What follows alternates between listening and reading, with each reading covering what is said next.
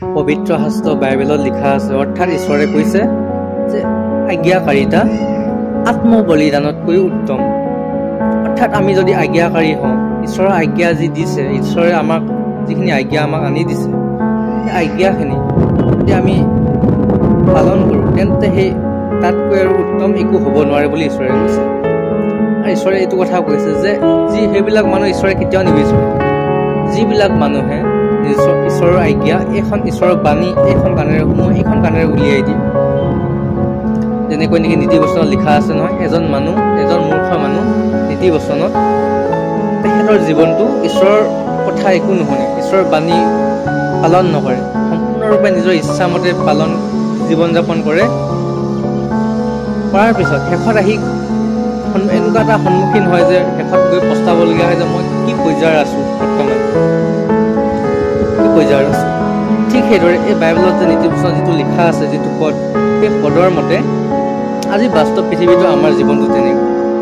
আজি দেখিবলৈ পাওঁ আমাৰ এই মানুহ যে সকলোবিলাক আমাৰ শৰীৰটো মিছ ইউজ কৰে, জিভাখন মিছ ইউজ কৰে, চকুকেইটা মিছ ইউজ, আৰু সকলোবিলাক আমাৰ নিজৰ সম্পূৰ্ণৰূপে ঈশ্বৰৰ আজ্ঞাৰ বিৰুদ্ধে যায়। যোৱাৰ পিছত শেষত গৈ এনেকুৱা এটা পৰ্যায়ৰ পায়গৈ, তেতিয়া কয় যে মই ক'ত আহি পালোঁ। সেইটো কাৰণে ঈশ্বৰে ক'ব বিচাৰে, ঈশ্বৰৰ বাণী আপোনালোকে গম পায়, ঈশ্বৰৰ বাণী একেবাৰে চিৰস্থায়ী হয়, ঈশ্বৰৰ বাণী একেবাৰে সত্য, ইফাল সিফাল নহয়। ঈশ্বৰে যি কয় তাকে লিখা আছে। গালাতীয় কা পত্ৰ লিখা আছে 6:6 বচন পদ হৈছে 7। যিদৰে ফচল ৰুবা, যিদৰে তুমি বীজ সিঁচিবা, তেনেধৰণৰ ফচল তুমি কাটিব লাগিব। আমি যদি খেতিত পথাৰত আমি যদি ভাল বীজ যদি সিঁচোঁ, তেন্তে আমি সেই বীজৰ পৰা আমি ভাল ফচল কাটিব পাৰিম। যদি আমি বেয়া ফচল ৰুওঁ, বেয়া বীজ ৰুওঁ, তেন্তে সেই ফচলো বেয়া হ'ব। গতিকে আমি ভাল বীজ যদি ৰুওঁ, তেন্তে ভাল ফচল কাটিম, তেন্তে বেয়া বীজ ৰুলে মানে বেয়া ফচল। সেইটো কাৰণে ঈশ্বৰে কৈছে ভাল ফচল, তুমি ভাল বীজ ৰোৱা, তেন্তে তুমি ভাল ফচল কাটিবা।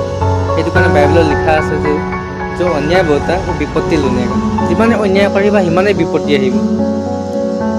যেনেকৈ ধান এখিনি যদি আমি কঠীয়া ধান ৰুওঁ নহয়, কঠীয়া ইমানকৈ 5 কেজি কঠীয়া যদি আপুনি হেঁচি দিয়ে, তাৰ পৰা ঢেৰ কঠীয়া ওলায়।